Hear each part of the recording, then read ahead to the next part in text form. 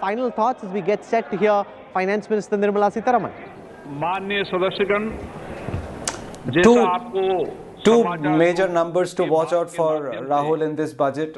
One is the fiscal deficit number and what it's set at next year, down to 6.4%, and the capex number, by how much it goes up, whether 25-30% next year. Okay, so there you have Om Birla, Speaker of the Lok Sabha.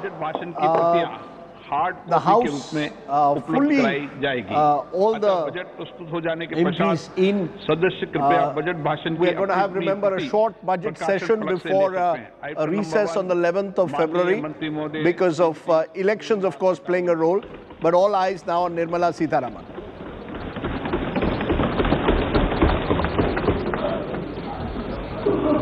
मंत्री जी आज digital budget पढ़ रही हैं।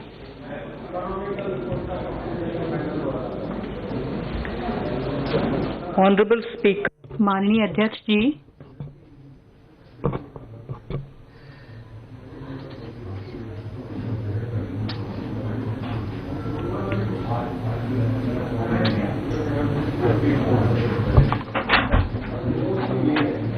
माननीय अध्यक्ष जी, मैं 2022-23 के लिए बजट प्रस्तुत करती हूँ।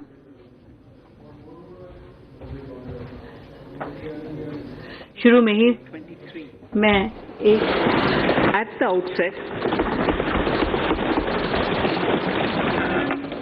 outset, sir, I want to take a moment to express my empathy for those who had to bear adverse health and economic effects of the pandemic. The overall sharp rebound and recovery of the economy is reflective of our country's strong resilience. India's economic growth in the current year is estimated to be 9.2%, highest among all large economies. I recognize we are in the midst of an Omicron wave with high incidence but milder symptoms. Further, the speed and coverage of our vaccination campaign has helped greatly. With an accelerated improvement of health infrastructure in the past 2 years, we are in a strong position to withstand challenges. I am confident that with Sabka Prayas, we will continue our journey with strong growth. Honorable Speaker, we are marking Azadi Ka Amrit Mahotsav and have entered into Amrit Kal, the 25-year-long lead-up to India at 100. Honorable Prime Minister, in his Independence Day address, had set out the vision for India at 100. By achieving certain goals during Amrit Kal, our government aims to attain this vision. They are complementing the macroeconomic level growth focus with a microeconomic level all-inclusive and fintech, technology-enabled development, energy transition, and climate action, and relying on virtuous cycles starting from private investment with public capital investment, helping to crowd in private investment. Since 2014, our government's focus has been on empowerment of citizens, especially the poor and the marginalized. Measures have included programs that have provided housing, electricity, cooking gas, and access to water. We also have programs for ensuring financial inclusion and direct benefit transfers. We are committed to strengthening the abilities of the poor to tap all opportunities. Our government constantly strives to provide the necessary ecosystem for the middle classes, a vast and wide section which is populated across various middle-income brackets, to make use of the opportunities they so desire. This budget seeks to lay the foundation and give a blueprint to steer the economy over Amrit Kal of the next 25 years, from India at 75 to India at 100. It continues to build on the vision drawn in the budget of 21-22.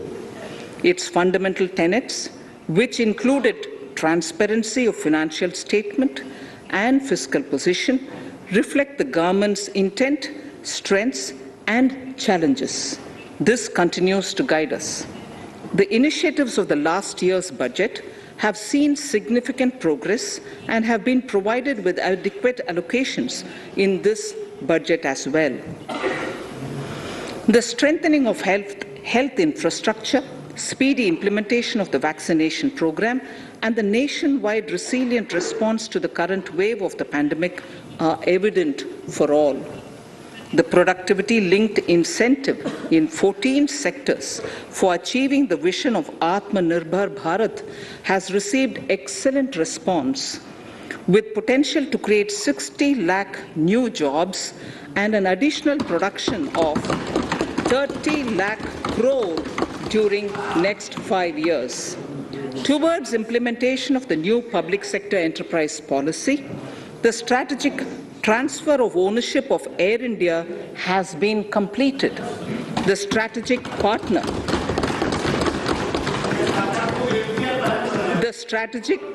for Neelanchal Ispat Nigam Limited has been selected. The public issue of the LIC is expected shortly. Others too are in the process for 2022-23. The National Bank आपको पर्याप्त मौका पर्याप्त अवसर मिलेगा बेटे बेटे टिप्पणी मत कीजिए. The National Bank for Infrastructure Development and National Asset Reconstruction Company have commenced their activities.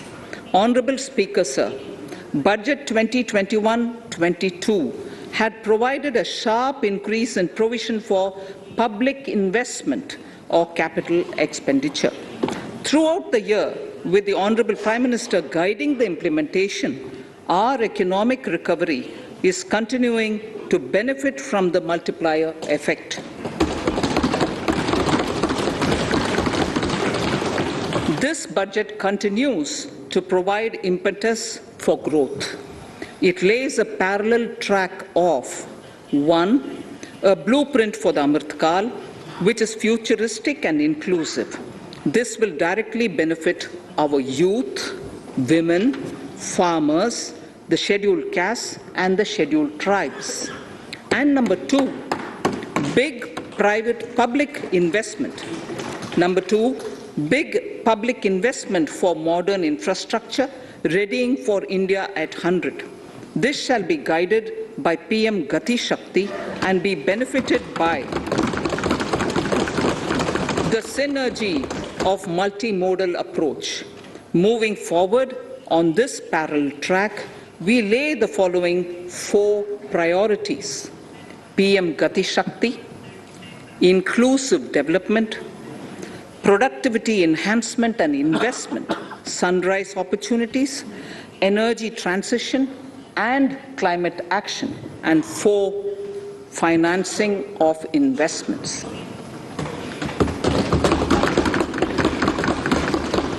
PM Gati Shakti. PM Gati Shakti is a transformative approach for economic growth and sustainable development. The approach is driven by 7 engines, namely roads, railways, airports, ports, mass transport, waterways, and logistics infrastructure. All 7 engines will pull forward the economy in unison. These engines are supported by the complementary roles of energy transmission, IT communication, bulk water and sewerage, and social infrastructure. Finally, the approach is powered by clean energy and Sabka Prayas. The efforts of the central government, the state governments, and the private sector together, leading to a huge job and entrepreneurial opportunities for all, especially the youth. PM Gati Shakti Master Plan, National Master Plan. The scope of PM Gati Shakti National Master Plan will encompass the 7 engines for economic transformation, seamless multimodal connectivity, and logistics efficiency. It will also include the infrastructure development by the state governments as per Gati Shakti Master Plan. The focus will be on planning, financing, including through innovative ways, use of technology, and speedier implementation. The projects pertaining to these 7 engines in the national infrastructure pipeline will be aligned with PM Gati Shakti framework. The touchstone of the master plan will be world-class modern infrastructure and logistics synergy among different modes of movement, both of people and goods, and location of projects. This will help raise the productivity and accelerate economic growth and development. Road transport. PM Gati Shakti Master Plan for expressways will be formulated in 22-23 to facilitate faster movement of people and goods. The National Highways network will be expanded by 25,000 kilometers in 2022-23. 20,000 crores of rupees will be mobilized through innovative ways of financing to complement the public resources. The data exchange among all mode operators will be brought on unified logistics interface platform designed for application programming interface. This will provide for efficient movement of goods through different modes, reducing logistics cost and time, assisting just-in-time inventory management, and in eliminating tedious documentation. Most importantly, this will provide real-time information to all stakeholders and improve international competitiveness. Open source mobility stack for organizing seamless travel of passengers will also be facilitated. Contracts for implementation of multimodal logistic parks at 4 locations through PPP mode will be awarded in 22-23. Railways will develop new products and efficient logistics services for small farmers and small and medium enterprises, besides taking the lead in integration of postal and railways network to provide seamless solutions for movement of parcels.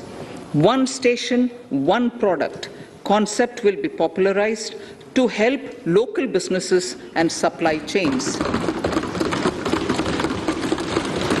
As a part of Atmanirbhar Bharat, 2,000 kilometers of network will be brought under Kavach, the indigenous world-class technology for safety and capacity augmentation in 2022-23.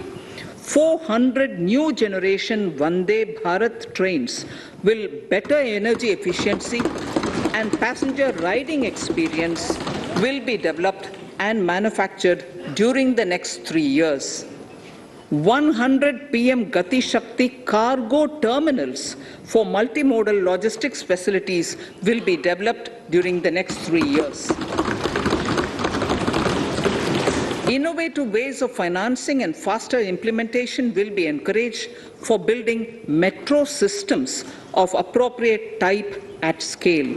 Multimodal connectivity between mass urban transport and railway stations will be facilitated on priority.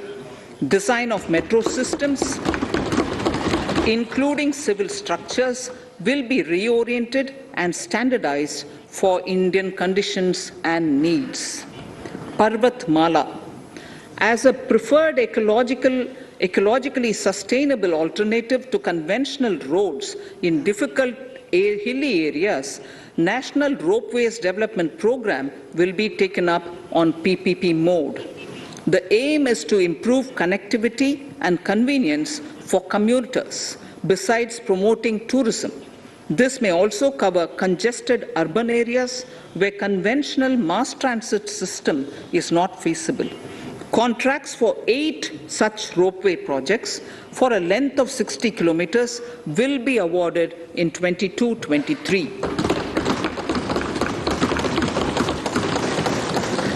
With technical support from the Capacity Building Commission, central ministries, state governments, and their infra agencies will have their skills upgraded. This will ramp up capacity in planning, design, financing, including innovative ways, and implementation management of the PM Gati Shakti infrastructure projects. Inclusive development, our second priority. Agriculture. The procurement of wheat in Rabi 21-22 and the estimated procurement of paddy in Kharif 21-22 will cover 1,208 lakh metric tons of wheat and paddy from 163 lakh farmers, and 2.37 lakh crores will be the direct payment of MSP value to their accounts. Chemical-free natural farming will be promoted throughout the country with a focus on farmers' lands in 5-kilometer wide corridors along the river Ganga at the first stage. 2023 has been announced as the International Year of Millets. Support will be provided for post-harvest value addition, enhancing domestic consumption, and for branding millet products nationally and internationally. To reduce our dependence on import of oil seeds, a rationalized and comprehensive scheme to increase domestic production of oil seeds will be implemented. For delivery of digital and high-tech services to farmers, with involvement of public sector research and extension institutions, along with private agri-tech players and stakeholders of agri-value chains, a scheme in PPP mode will be launched.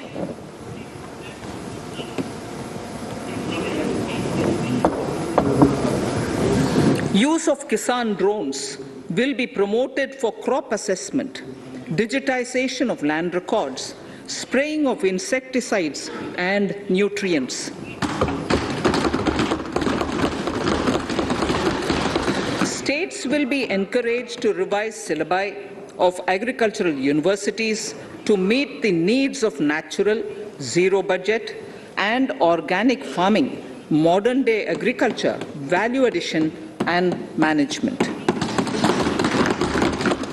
A fund with blended capital raised under the co-investment model will be facilitated through the NABARD.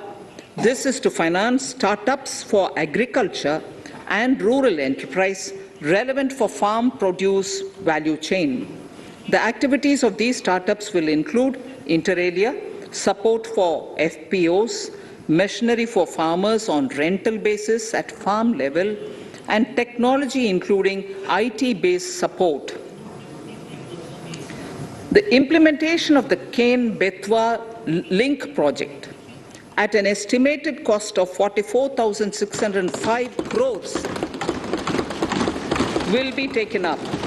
This is aimed at providing irrigation benefits to 9.0 lakh hectare of farmers' lands, drinking water supply to 62 lakh people, 103 megawatt of hydro, 27 megawatt of solar power, allocations of 4,300 crores of rupees in the RE 21-22 and 1,400 crores of rupees in 22-23 have been made for this project. Honorable Speaker, sir, draft DPRs for 5 river links, namely Daman Ganga Pinjal, Partapi Narmada, Godavari Krishna, Krishna Pennar, and Pennar Kaveri have been finalized. Once a consensus is reached among the beneficiary states, the Centre will provide support for their implementation. For farmers to adopt suitable varieties of fruits and vegetables and to use appropriate production and harvesting techniques, our government will provide a comprehensive package with participation of state governments.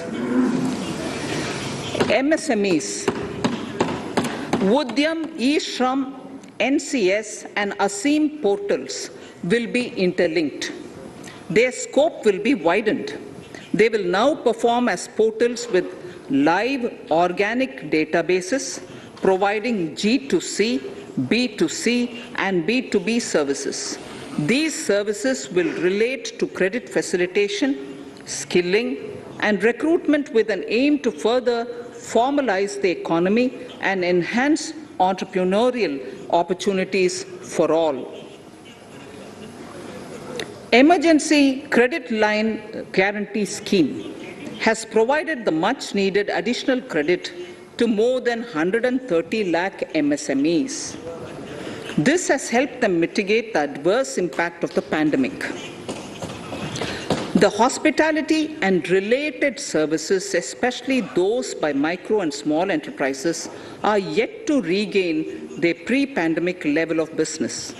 Considering these aspects, the ECLGS will be extended up to March 2023, and its guarantee cover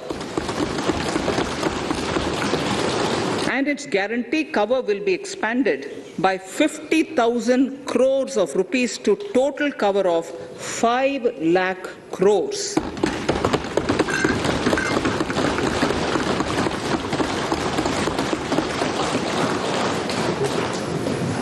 With the additional amount being earmarked exclusively for the hospitality and related sectors. Credit Guarantee Trust for Micro and Small Enterprises, CGT-MSE, scheme will be revamped with required infusion of funds. This will facilitate additional credit of 2 lakh crore for micro and small enterprises and expand employment opportunities.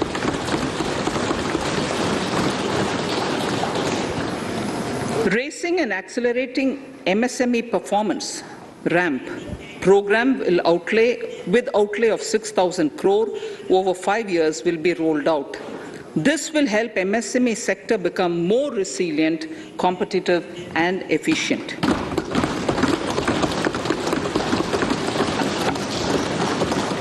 Skilling programs and partnership with the industry will be reoriented to promote continuous skilling avenues, sustainability, and employability.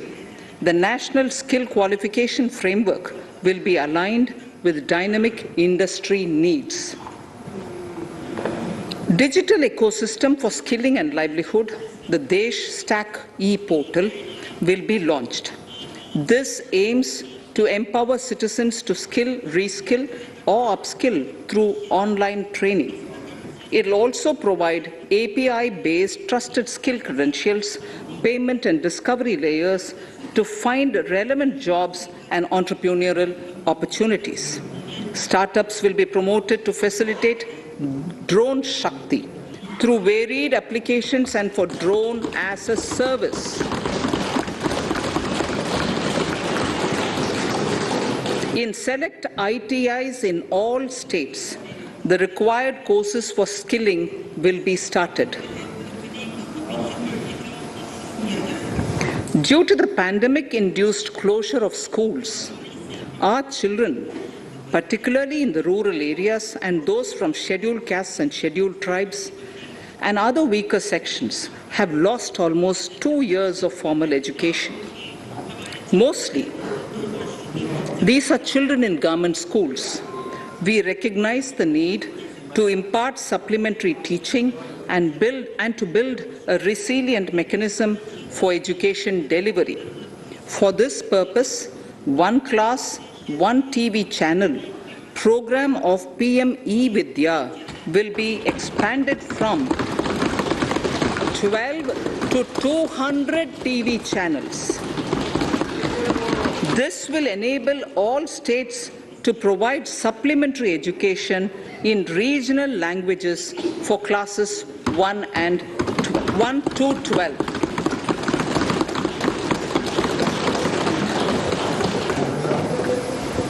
High-quality e-content in all spoken languages will be developed for delivery via internet, mobile phones, TV, and through radio and digital teachers. A competitive mechanism for development of quality e-content by the teachers will be set up to empower and equip them with digital tools of teaching and facilitate better learning outcomes. A digital university will be established to provide access to students across the country for world-class quality universal education with personalized learning experience at their doorsteps. This will be made available in different Indian languages and ICT formats. The university will be built on a networked hub and spoke model, with the hub building cutting-edge ICT expertise. The best public universities and institutions in the country will collaborate as a network of hub and spoke. An open platform for the national digital health ecosystem will be rolled out. It will consist of digital registries of health providers and health facilities, unique health identity, consent framework, and universal access to health facilities. The pandemic has accentuated mental health problems in people of all ages. To better the access to quality mental health counseling and care services, a national tele-mental health program will be launched. This will include a network of 23 tele-mental health centers of excellence, with NIMHANS being the nodal center, and International Institute of Information Technology, Bangalore, IIIT Bangalore, providing technology support. Recognizing the importance of Nari Shakti as the harbinger of our bright future and for women-led development, during the Amritkal, our government has comprehensively revamped the schemes of the Ministry of Women and Child Development. Accordingly, 3 schemes, namely Mission Shakti, Mission Vatsalya, Saksham Anganwadi and Poshan 2.0 were launched recently to provide integrated benefits to women and children. Saksham Anganwadis are a new generation Anganwadis that have better infrastructure and audio-visual aids, powered by clean energy and providing improved environment for early childhood development. 2 lakh Anganwadis will be upgraded under this scheme. Current coverage of Har Ghar Nal Se Jal is 8.7 crores. Of this, 5.5 crore households were provided tap water in last 2 years itself. Allocation of 60,000 crores of rupees has been made with an aim to cover 3.8 crore households in 2022 and 23. In 22-23, 80 lakh houses will be completed for the identified eligible beneficiaries of the PM Awas Yojana, both rural and urban. 48,000 crores is allotted for this purpose. The central government will work with the state governments for reduction of time required for all land and construction related approvals, for promoting affordable housing for middle class and for the economically weaker sections in urban areas. We shall also work with the financial sector, regulators, to expand access to capital along with reduction in cost of intermediaries. A new scheme, Prime Minister's Development Initiative for the Northeast, will be implemented through the Northeastern Council. It will fund infrastructure in the spirit of PM Gati Shakti and social development projects based on felt needs of the Northeast. This will enable livelihood activities for youth and women, filling the gaps in various sectors. It will not be a substitute for existing central or state schemes. While the central ministries may also post their candidate projects, priority will be given to those posted by the states. An initial allocation of 1,500 crores of rupees will be made, and the initial list of projects is given in Annexure 1 of my speech. Our vision to improve the quality of life of citizens in the most backward districts of the country through aspirational districts program has been translated into reality in a very short span of time. 95% of those 112 districts have made significant progress in key sectors such as health, nutrition, financial inclusion, and basic infrastructure. They have surpassed even some of the state average values.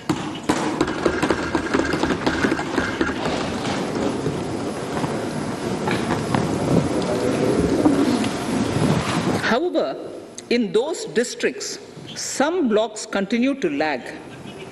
In 22-23, the program will focus on such blocks in those districts.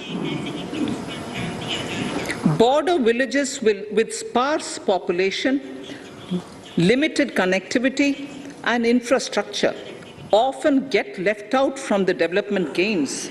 Such villages on the northern border will be covered under a new Vibrant Villages program. The activities will include construction of village infrastructure, housing, tourist centers, road connectivity, provisioning of decentralized renewable energy, direct-to-home access for Doordarshan and educational channels, and support for their livelihood generation. Additional funding for these activities will be provided. Existing schemes will be converged. We will define their outcomes and monitor them on a constant basis. In 2022, 100% of 1.5 lakh post offices will come on the core banking system, enabling financial inclusion and access to accounts through net banking, mobile banking, ATMs, and also provide online transfer of funds between post office accounts and bank accounts. This will be helpful, especially for farmers and senior citizens in rural areas, enabling interoperability and financial inclusion. Honorable Speaker, sir, in recent years, digital banking, digital payments, and fintech innovations have grown at a rapid pace in the country. Government is continuously encouraging these sectors to ensure that the benefits of digital banking reach every nook and corner of the country in a consumer-friendly manner. Taking forward this agenda and to mark 75 years of our independence, it is proposed to set up 75 digital banking units in 75 districts of the country by scheduled commercial banks. The financial support for digital payment ecosystem announced in the previous budget will continue in 22-23 as well. This will encourage further adoption of digital payments. There will also be a focus to promote use of payment platforms that are economical and user-friendly. Sir, I move to the next priority. In recent years, over 25,000 compliances were reduced and nearly 1,500 union laws were repealed. This is the result of our government's strong commitment for minimum government and maximum governance. 1,486 union laws were repealed. Our trust in the public and ease of doing business is what is highlighted here, sir. For the Amrit Kal, the next phase of ease of doing business 2.0 and ease of living will be launched. In our endeavor to improve productive efficiency of capital and human resources, we will follow the idea of trust-based governance. The new phase will be guided by an active involvement of the states, digitization of manual processes, and interventions, integration of the central and state level systems through IT bridges, a single point access for all citizen-centric services, and standardization and removal of overlapping compliances. Crowdsourcing of suggestions and ground-level assessment of the impact with active involvement of citizens and businesses will be encouraged. A single window portal, Parivesh, for all green clearances was launched in 2018. It has been instrumental in reducing the time required for approvals significantly. The scope of this portal will be expanded to provide information to the applicants based on location of units. Information about specific approvals will be provided. It will enable application for all 4 approvals through a single form and tracking of the process through Centralized Processing Center Green, CPC Green. E-passports. The issuance of e-passports using embedded chip and futuristic technology will be rolled out in 22-23 to enhance the convenience for the citizens in their overseas travel. By the time of India at 100, nearly half our population is likely to be living in urban areas. To prepare for this, orderly urban development is of critical importance. This will help realize the country's economic potential, including livelihood opportunities for the demographic dividend. For this, on the one hand, we need to nurture the megacities and their hinterlands to become current centers of economic growth. On the other, we need to facilitate Tier 2 and Tier 3 cities to take on the mantle in the future. This would require us to reimagine our cities into centers of sustainable living with opportunities for all, including women and our youth. For this to happen, urban planning cannot continue with a business-as-usual approach. We plan to steer a paradigm change. A high-level committee of reputed urban planners, urban economists, and institutions will be formed to make recommendations on urban sector policies, capacity building, planning, implementation, and governance. For urban capacity building, support will be provided to the states. Modernization of building bylaws, town planning schemes, transit-oriented development will be implemented. This will facilitate reforms for people to live and work closer to the mass transit systems. The central government's financial support for mass transit projects and Amrit scheme will be leveraged for formulation of action plans and their implementation for facilitating the TOD and TPS by the states. For developing India-specific knowledge in urban planning and design, and to deliver certified training in these areas, up to 5 existing academic institutions in different regions will be designated as centers of excellence. These centers will be provided endowment fund of 250 crore each. In addition, the AICTE will take the lead to improve syllabi, quality and access of urban planning courses in other institutions. We will promote a shift to use of public transport in urban areas. This will be complemented by clean tech and governance solutions, special mobility zones with zero fossil fuel policy and EV vehicles. Battery swapping policy. Considering the constraint of space in urban areas, for setting up charging stations at scale, a battery swapping policy will be brought out and interoperability standards will be formulated.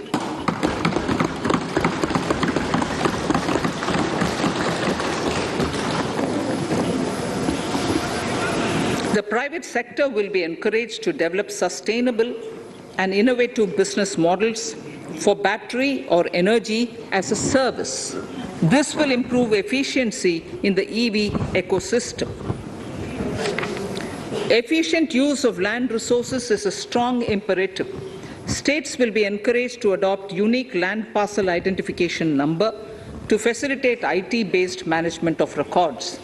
The facility for transliteration of land records across any of the Schedule 8 languages will also be rolled out. The adoption of linkage with National Generic Document Registration System (NGDRS) with the One Nation, One Registration software will be promoted as an option for uniform process of registration and anywhere registration of deeds and documents. Necessary amendments in the code IBC will be carried out to enhance the efficiency of the resolution process and facilitate cross-border insolvency resolution. Accelerated corporate exit. Several IT-based systems have been established for accelerated registration of new companies. Now the Center for Processing Accelerated Corporate Exit, CPACE, will process re-engineering, will be established to facilitate and speed up the voluntary winding up of these companies from the currently required 2 years to less than 6 months. Government procurement. Government rules have recently been modernized for the needs of Amritkal. The new rules have benefited from the inputs from various stakeholders. The modernized rules allow use of transparent quality criteria besides cost and evaluation of complex tenders. Provisions have been made for payment of 75% of running bills mandatorily within 10 days and for encouraging settlements of disputes through conciliation. As a further step to enhance transparency and to reduce delays in payments, a completely paperless, end-to-end online e-bill system will be launched for use by all central ministries for their procurements.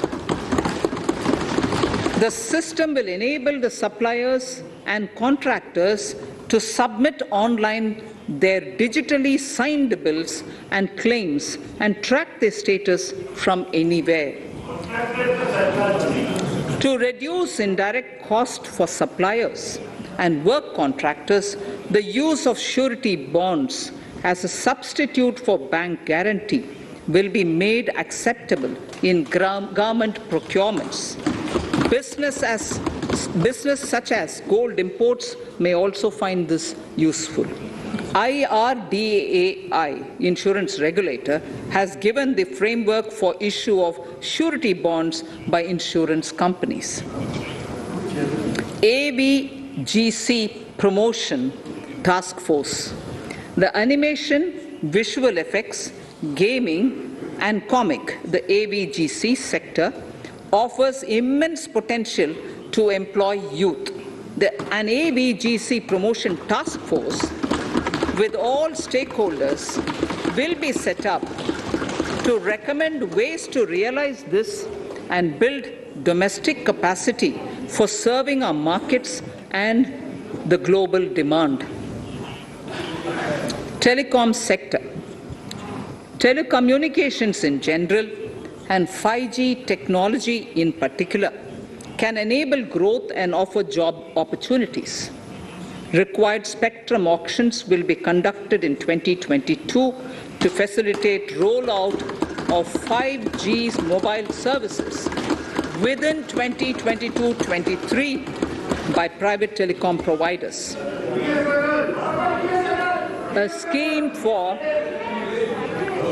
scheme for design-led manufacturing will be launched to build a strong ecosystem for 5G as part of the production-linked incentive scheme. To enable affordable broadband and mobile service proliferation in rural and remote areas, 5% of annual collections under the Universal Service Obligation Fund will be allocated. This will provide and this will promote R&D and commercialization of technologies and solutions.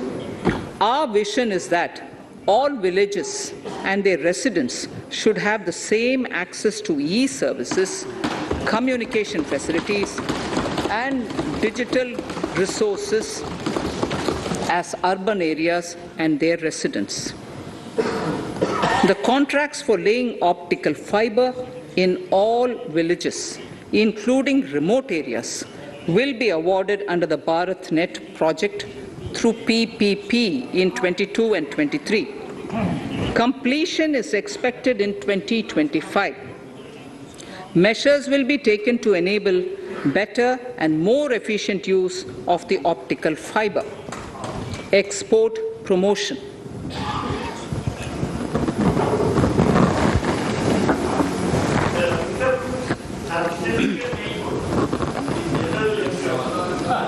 The Special Economic Zones Act will be replaced with a new legislation that will enable the states to become partners in development of enterprise and service hubs.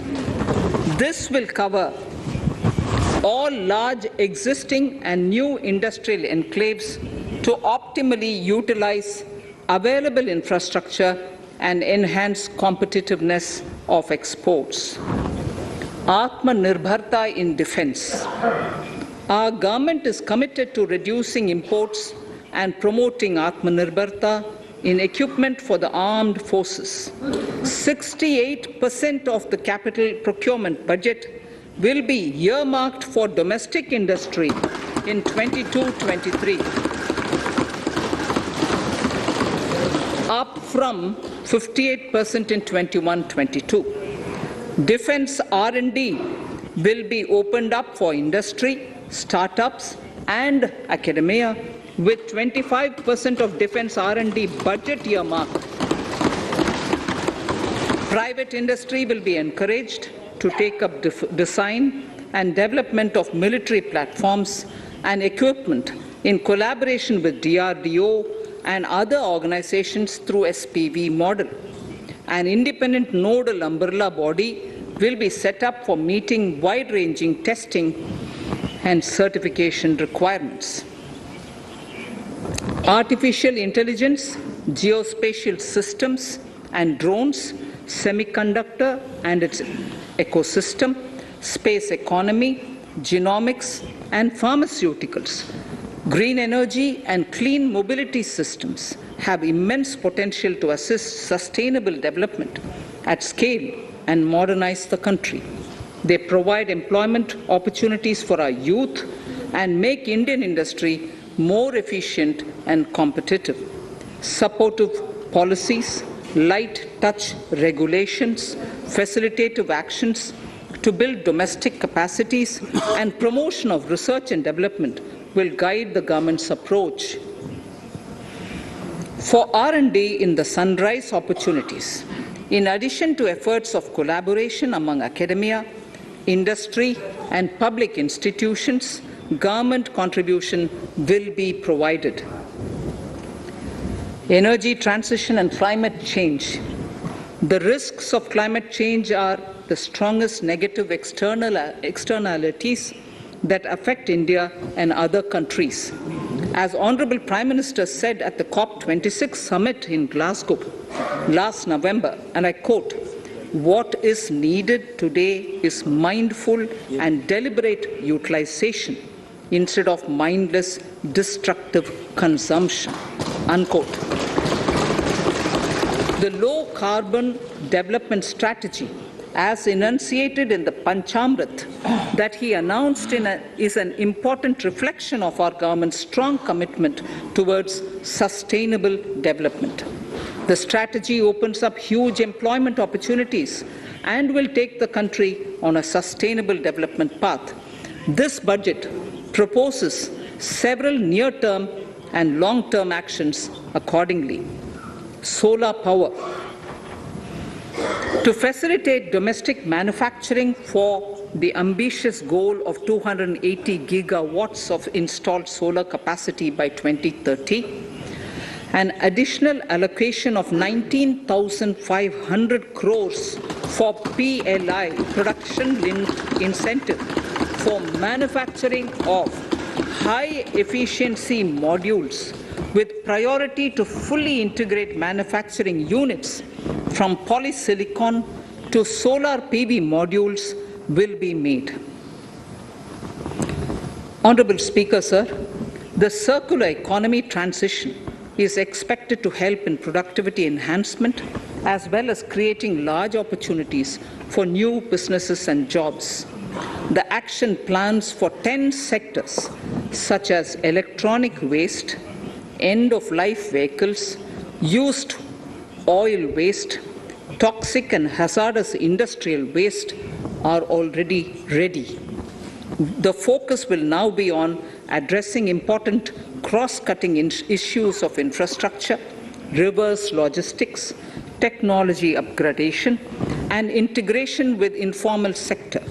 This will be supported by active public policies covering regulations, extended producers' responsibilities, framework, and innovation facilities.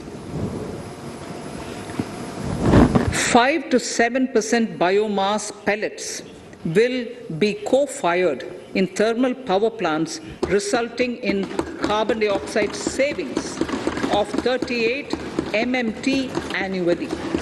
This will also provide extra income to farmers and job opportunities to locals and help avoid stubble burning in agricultural fields.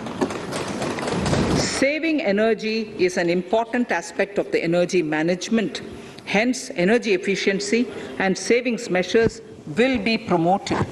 This will be done in large commercial buildings through the energy service company business model. It will facilitate capacity building and awareness for energy audits, performance contracts, and common measurement of and verification protocol. 4 pilot projects for coal gasification and conversion of coal into chemicals required for the industry will be set up to evolve technical and financial viability. The policies and required legislative changes to promote agroforestry and private forestry will be brought in. In addition, financial support will be provided to farmers belonging to scheduled castes and scheduled tribes who want to take up agroforestry. Honourable Speaker, I now move to the 4th priority, financing of investments. Capital investment holds the key to speedy and sustainable economic revival and consolidation through its multiplier effect. Capital investment also helps in creating employment opportunities, induced enhanced demand for manufactured input from large industries and MSMEs, services from professionals, and help farmers through better agri-infrastructure. The economy has shown strong resilience to come out of the effects of the pandemic with high growth. However, we need to sustain that level to make up for the setback of 2020-2021. As outlined in para 5 earlier, the virtuous cycle of investment requires public investment to crowd in private investment. At this stage, private investments seem to require that support to rise to their potential and to the needs of the economy. Public investment must continue to take the lead and pump prime the private investment and demand in 2022-23.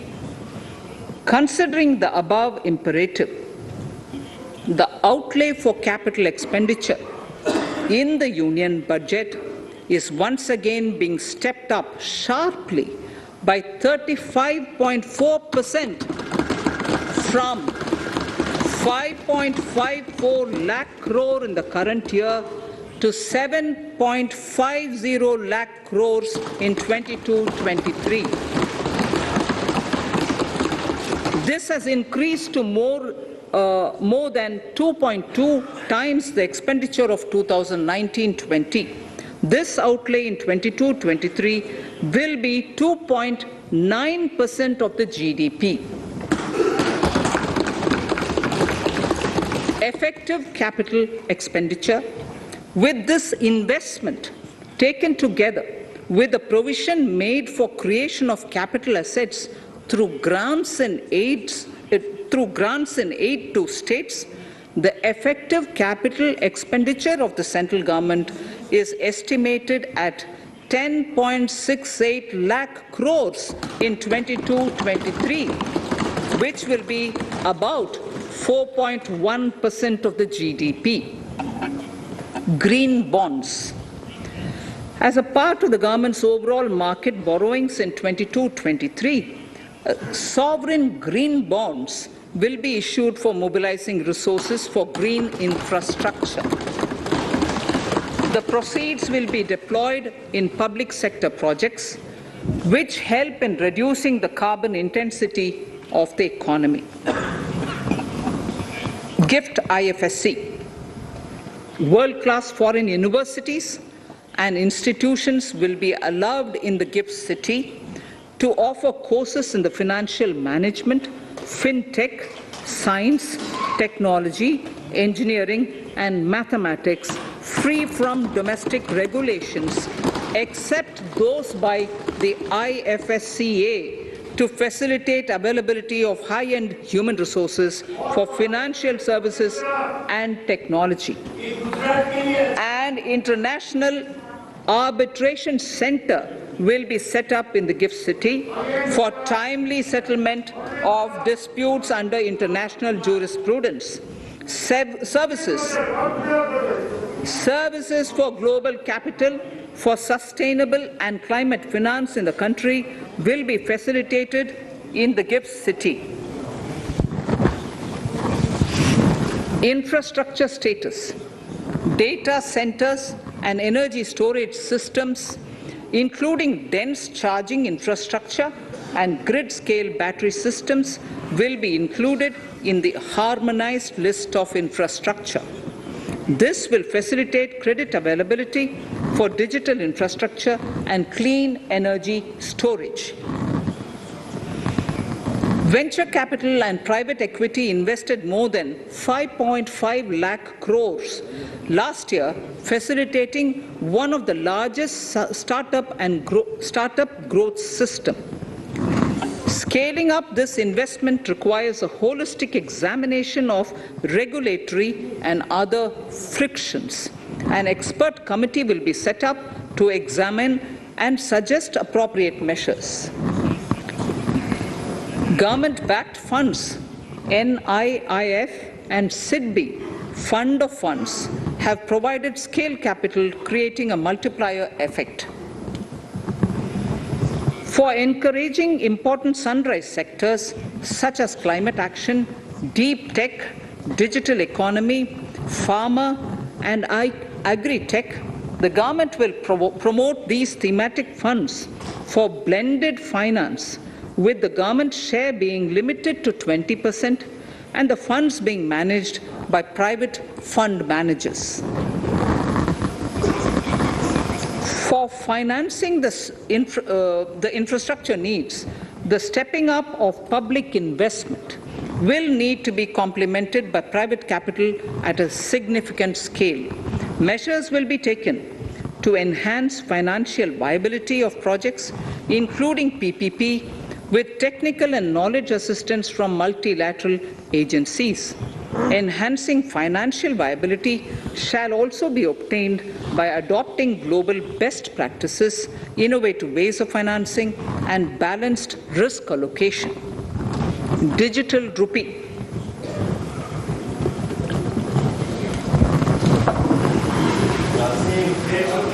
Introduction of a central bank digital currency will give a big boost to digital economy.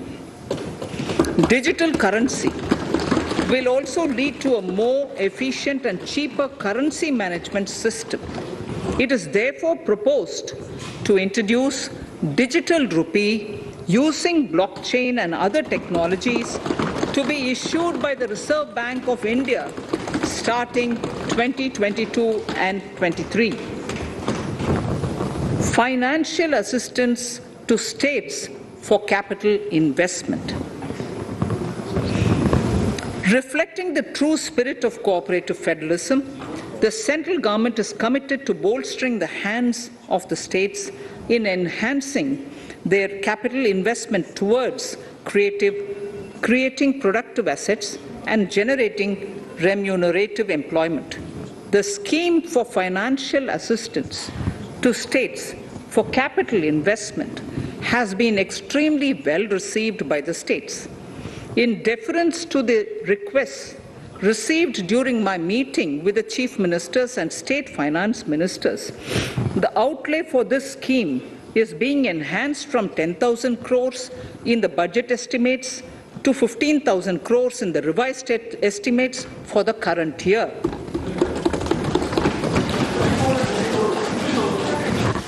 For 22-23,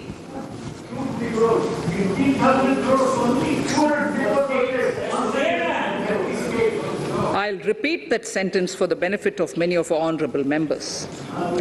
In deference to the requests received during my meeting with chief ministers and state finance ministers, the outlay for this scheme is being enhanced from 10,000 crores in the BE to 15,000 crores, 15,000 crores in the RE of the current year. For 22-23, the allocation is 1 lakh crores to assist the states in catalyzing the overall investments in the economy.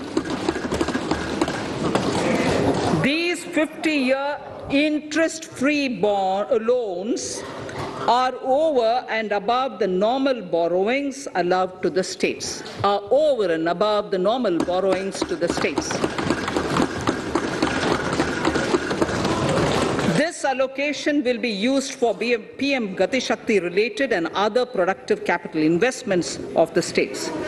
It will also include components for supplemental funding for priority segments of PM Gram Sadak Yojana, including support for the state share, digitization of the economy, including digital payments and completion of OFC network, and reforms related to building bylaws, town planning schemes, transit-oriented development, and transferable development rights.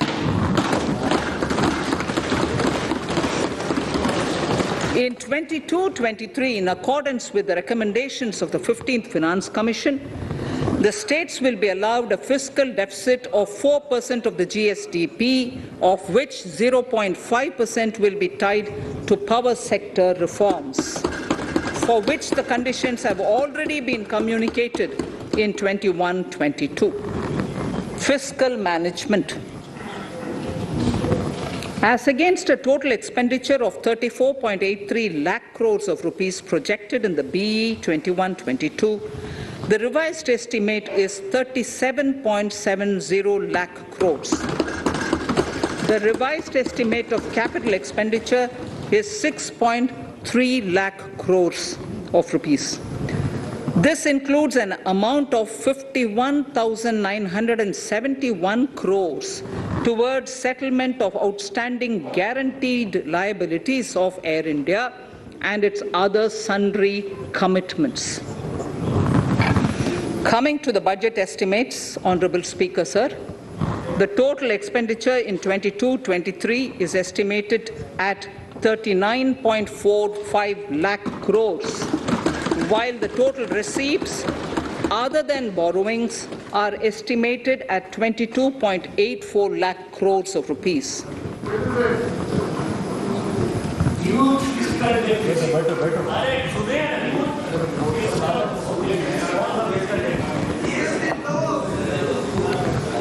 The revised fiscal deficit, Honourable Speaker, in the current year is estimated at 6.9% of the GDP, as against 6.8% projected in the budget estimates. The fiscal deficit is in 22-23 is estimated at 6.4% of the GDP, which is consistent with the broad path of the fiscal consolidation announced by me last year to reach a fiscal deficit level below 4.5% by 25-26. While setting the fiscal deficit level in 22-23, I am conscious of the need to nurture growth through public investment to become stronger and sustainable. I will now move to part B of my speech.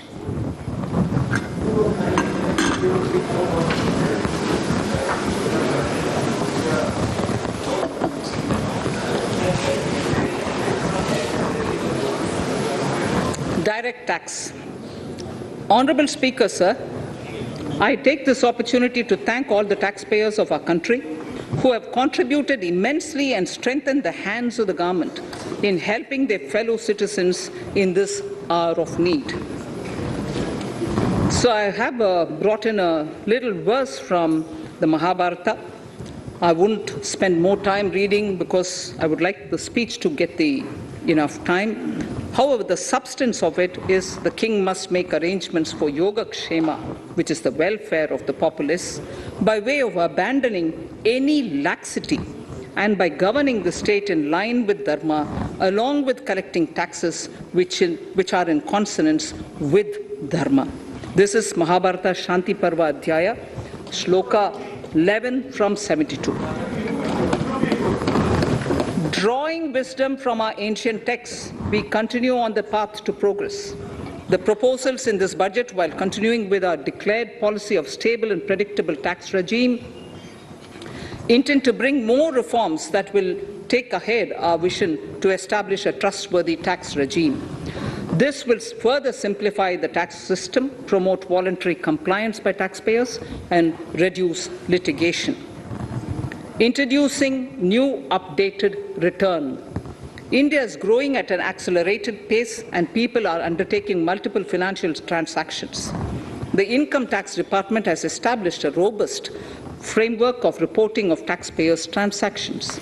In this context, some taxpayers may realize that they have committed omissions or mistakes in correctly estimating their income for tax payment. To provide an opportunity to correct such errors, I am proposing a new provision permitting taxpayers to file an updated return on payment of additional tax. This updated return can be filed within 2 years from the end of the relevant assessment year.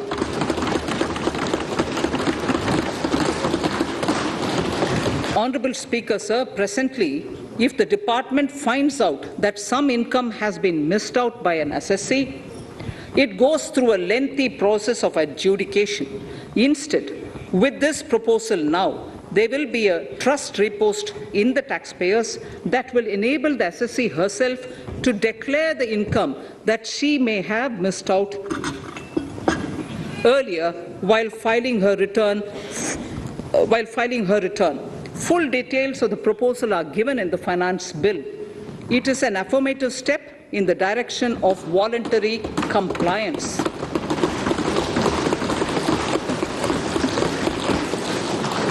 Reduced alternative minimum tax rate and surcharge for cooperatives. Currently, cooperative societies are required to pay alternate minimum tax at the rate of 18 and 1.5%. However, companies pay the same rate, the same, which is the alternate minimum tax, at the rate of 15%. To provide a level playing field between cooperative societies and companies, I propose to reduce this rate for the cooperative societies also to 15%.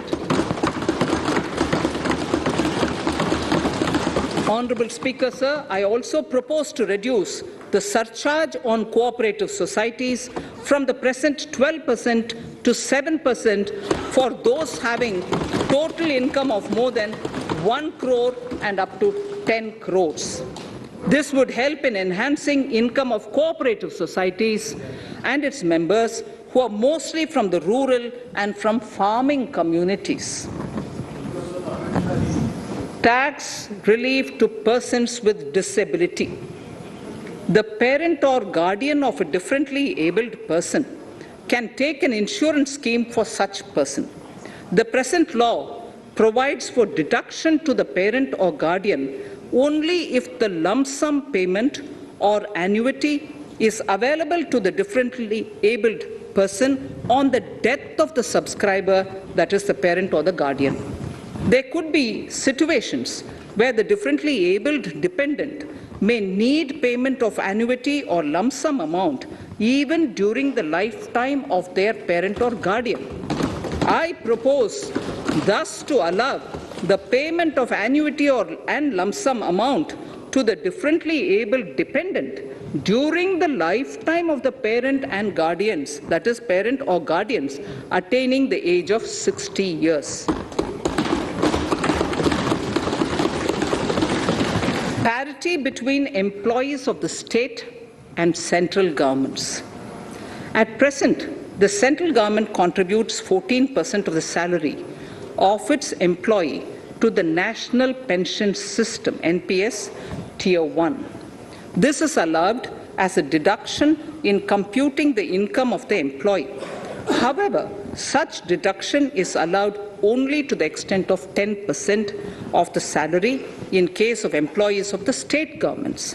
To provide equal treatment to both central and state government employees, I propose to increase the tax deduction limit from 10% to 14% on employers' contribution to the MPS account of state government employees as well. This would help in enhancing the social security benefits of the state government employees and bring them at par with central government employees. Incentives for startups. Startups have emerged as drivers of growth for our economy. Over the past few years, the country has seen a manifold increase in successful startups. Eligible startups established before 31/3/2022 had been provided a tax incentive for 3 consecutive years out of the 10 years from incorporation. In view of the COVID pandemic, I propose to extend the period of incorporation of the eligible startup by 1 more year, that is up to 31/3/2023, for providing such tax incentives.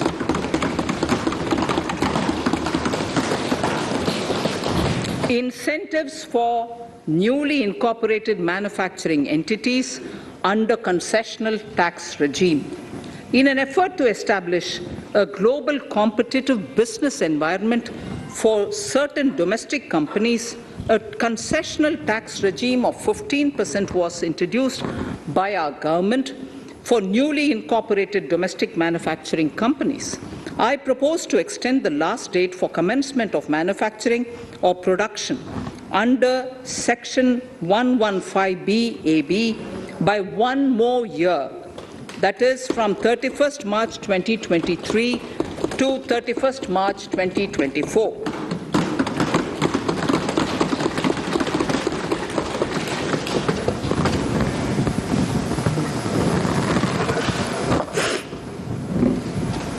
Scheme for taxation of virtual digital assets.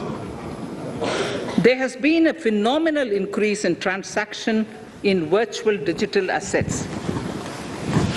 The magnitude and frequency of these transactions have made it imperative to provide for a specific tax regime. Accordingly, for the taxation of virtual digital assets, I propose to provide that any income from transfer of any virtual digital asset shall be taxed at the rate of 30%, 30%. No deduction in respect of any expenditure or allowance shall be allowed while computing such income except cost of acquisition. Further, loss from transfer of virtual digital asset cannot be set off against any other income. Further, in order to capture the transaction details, I also propose to provide for TDS on payment made in relation to transfer of virtual digital asset at the rate of 1% of such consideration above a monetary threshold. Gift of virtual digital asset is also proposed to be taxed in the hands of the recipient.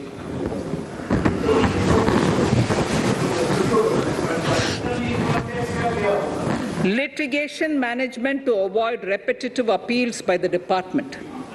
It has been observed that a lot of time and resources are consumed in filing of appeals which involve identical issues.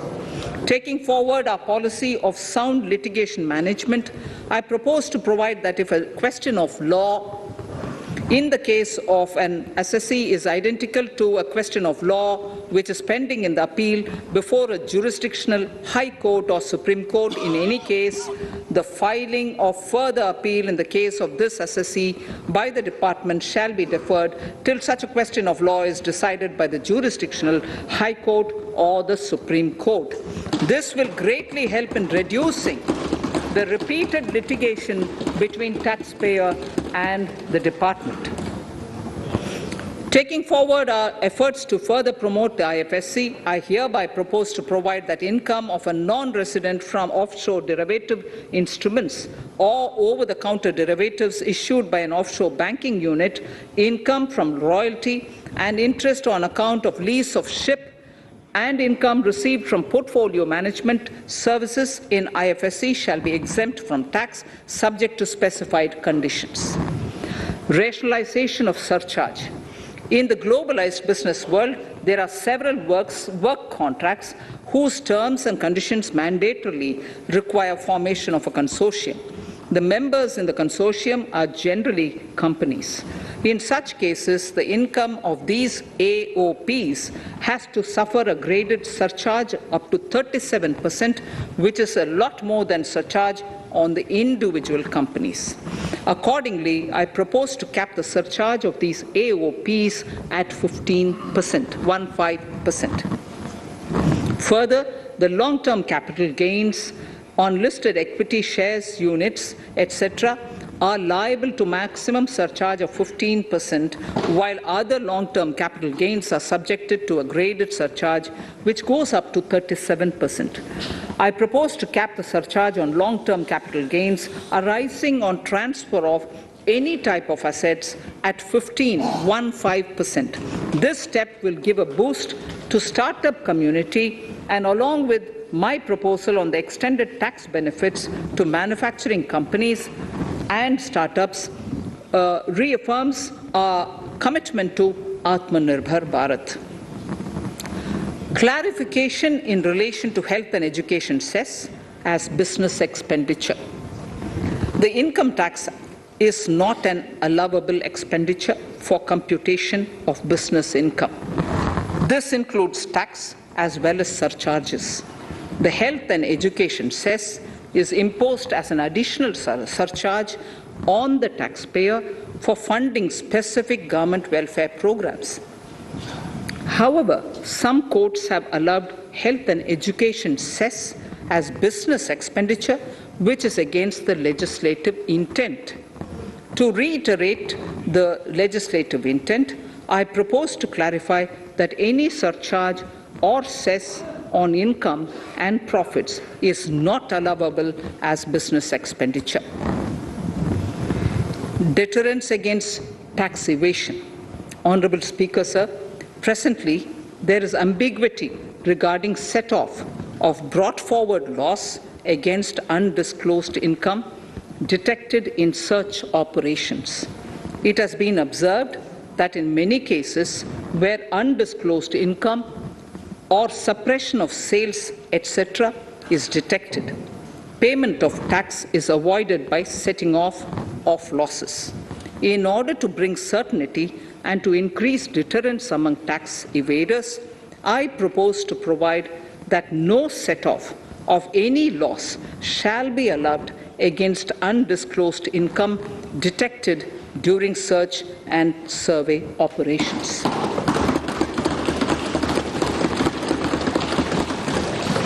It has been noticed that as a business promotion strategy, there is a tendency on businesses to pass on benefits to their agents.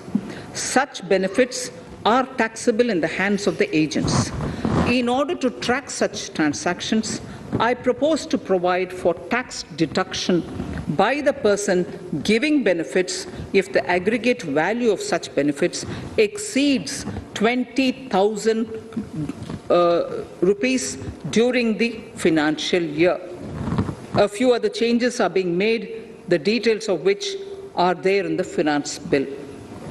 Indirect taxes. So remarkable progress in GST. GST has been a landmark reform of independent India, showcasing the spirit of cooperative federalism. While aspirations were high, there were huge challenges too. These challenges were overcome deftly and painstakingly under the guidance and the oversight of the GST Council. We can now take pride in a fully IT-driven and progressive GST regime that has fulfilled the cherished dream of India as one market, one tax. There are still some challenges remaining, and we aspire to meet them in the coming year. The right balance between facilitation and enforcement has engendered significantly better compliance, and enforcement has engendered better compliance. GST revenues are buoyant despite the pandemic. I would bring in something which I've got to know this morning, not part of my speech, but worth putting in here for the knowledge of the Honourable House. I would like to bring to the notice of this House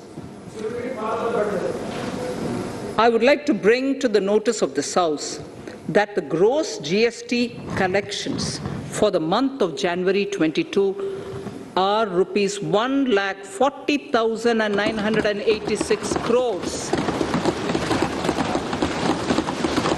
which is the highest since the inception of GST. This has been possible due to rapid economic growth, recovery, post-COVID,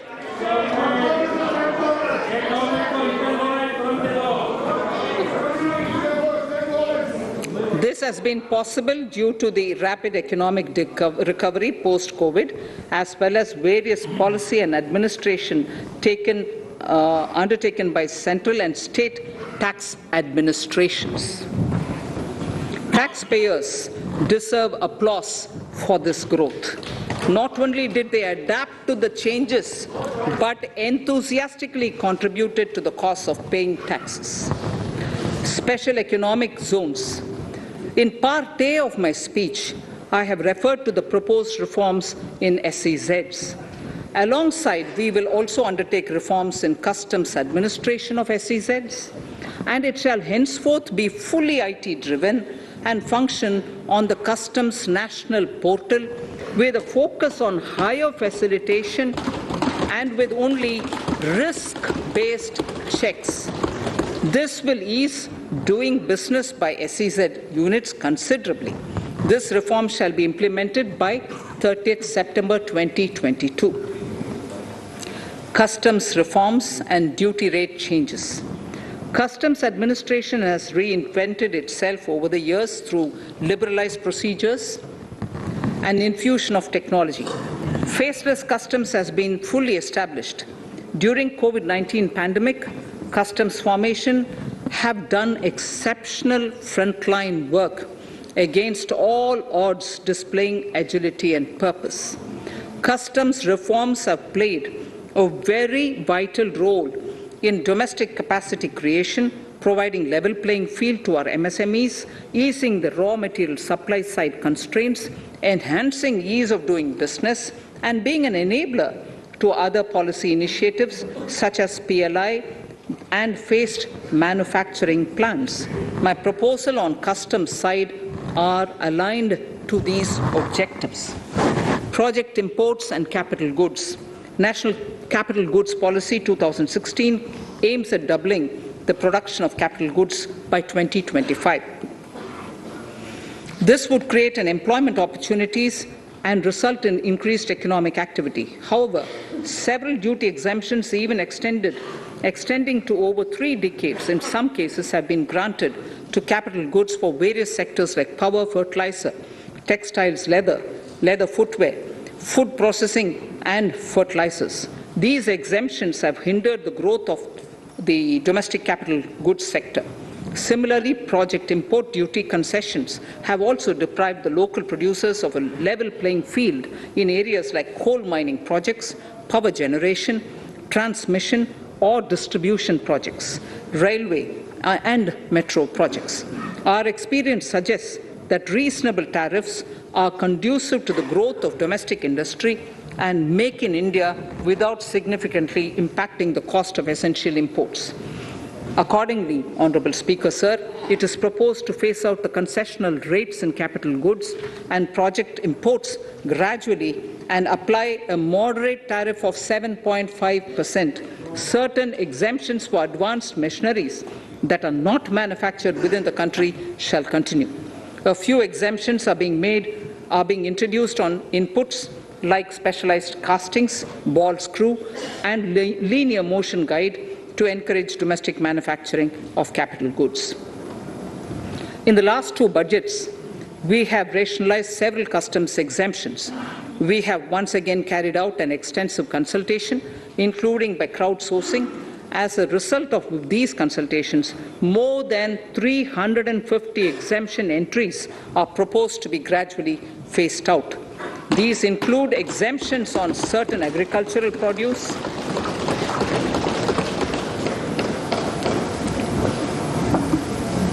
chemicals, fabrics, medical devices and drugs, and medicines for which sufficient domestic capacity exists. Further, as a simplification measure, several concessional rates are being incorporated in the customs tariff schedule itself instead of prescribing them through various notifications. This comprehensive review will simplify the customs rate and tariff structure, particularly for sectors like chemicals, textiles, and metals, and minimize disputes. Removal of exemption on items which are or can be manufactured in India and providing concessional duties on raw material that go into manufacturing of intermediate products will go many a step forward in achieving our objective of Make in India and Atmanirbhar Bharat. I shall now take up specific sector-specific proposals. Electronics. Electronic manufacturing has been growing rapidly. Customs duty rates are being calibrated to provide a graded rate structure to facilitate domestic manufacturing of wearable devices, hearable devices, and electronic smart meters. Duty concessions are being given to parts of transformer of mobile phone chargers and camera lens of mobile camera module and certain other such items. This will enable domestic manufacturing of high-growth electronic items. Gems and jewelry. To give a boost to the gems and jewelry sector, customs duty on cut and polished diamonds and gemstones is being reduced to 5%. Simply sawn diamond would attract nil customs duty. To facilitate export of jewelry through e-commerce, a simplified regulatory framework shall be implemented by June this year. To disincentivize import of undervalued imitation jewelry, the customs duty on imitation jewelry is being prescribed in a manner that a duty of at least 400 rupees per kg is paid on its import. Chemicals. Customs duty on certain critical chemicals, namely methanol, acetic acid, and heavy feedstocks for petroleum refining are being reduced, while duty is being raised on sodium cyanide, for which adequate capacity in the domestic arena exists. These changes will help in enhancing domestic value addition. MSMEs. Duty on umbrellas is being raised to 20%. Exemption to parts of umbrellas is being withdrawn. Exemption is also being rationalized on implements and tools for agricultural sector which are manufactured in India. customs duty exemption given to steel scrap last year is being extended for another year to provide relief to MSME secondary steel producers. Certain anti-dumping and CVD on stainless steel and coated steel flat products, bars of alloy steel and high-speed steel are being revoked in larger public interest considering prevailing high prices of metals. To incentivize exports, exemptions are being provided on items such as embellishment, trimmings, fasteners, buttons, zipper, lining material, specified leather, furniture fittings, and packaging boxes that may be needed by bona fide exporters of handicrafts, textiles, leather garments, leather footwear, and other goods. Honorable Speaker, sir, duty is being reduced on certain inputs required for shrimp aquaculture so as to promote its exports. Tariff measure to encourage blending of fuel. Blending of fuel is a priority for this government. To encourage the efforts for blending of fuel, unblended fuel shall attract an additional differential excise duty of ₹2 per litre from first day of October 22. A few other changes are being made in duty rates, customs, tariff and customs law, the details of which are there in the finance bill. Mr. Speaker, sir, with these words, I commend the budget to this august House. Thank you.